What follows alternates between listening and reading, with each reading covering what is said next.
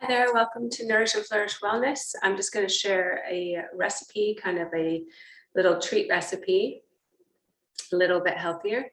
It's from a book. If you don't have it, this is the book it's from. It's Oshigo's cookbook. Very good book. It's got lots of good recipes. It's called The Present Glow Bar. So this is the page it's on. It's on page 217. I won't run down through the whole recipe. I was just going to share a couple ingredients, maybe something that you may not have in this recipe. The first one is something you probably do have, but it's oats, and it calls for gluten-free rolled oats, but you don't have to use gluten-free. These are the ones I use. It's Everland, organic, large oat flakes. I get them in Edible Island. You might be able to get them other places depending where you live. I'm not sure. I've never seen them in another grocery store. So something else you may not have, it calls for brown rice syrup. So this is your sweetener. This is the one I buy.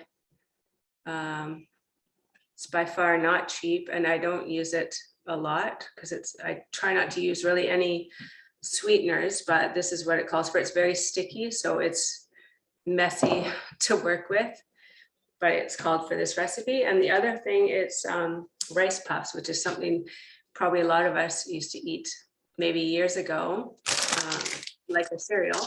So this is my open package, Nature's Path is what I use for this recipe. Those are kind of the three ingredients that maybe you just might not have, or well, the two you may not have. Other stuff it calls for is like vanilla, cinnamon, what else we have here? Cranberries, salt, and roasted almond butter. So it doesn't have to be roasted necessarily. I don't think I always have roasted. Sometimes I have raw or roasted. And I'm just going to show you a picture of what it looks like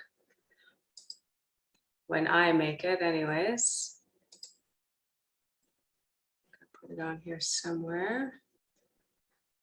Okay, there we go. So this is what it looks like when it's done. I'm just going to move it over. It's pretty delicious. You'll put it on parchment paper and then you'll put it in the freezer so it hardens. Once it's hardened, you can bring it out and then cut it in just whatever square size you want. It's pretty hard if you keep it in the freezer. I've done it before, though I like it that way. It's probably a little better to keep it in the fridge. Outside the fridge, it'd be probably too soft. So I just wanted to pop on and share this recipe. I hope you try it. I will post it down below of this post. Oh, one other thing on here, and maybe some know and some don't, but it calls for pepita seeds. Now, when I first started using these, I had no idea what pepita seeds were. So they're pumpkin seeds if you're not sure what that is. So regular pumpkin seeds, something I've kind of learned more recently than anything is pumpkin seeds are a good iron source. So I've actually just started taking iron pills. So I've been use pumpkin seeds in muffins or this or whatever. So something, a little bit of information to throw out to you, and hopefully maybe you'll try it. Let me know if you like it, or if you change it up with something else, or you have another recipe you'd like to share. Okay, have a great day.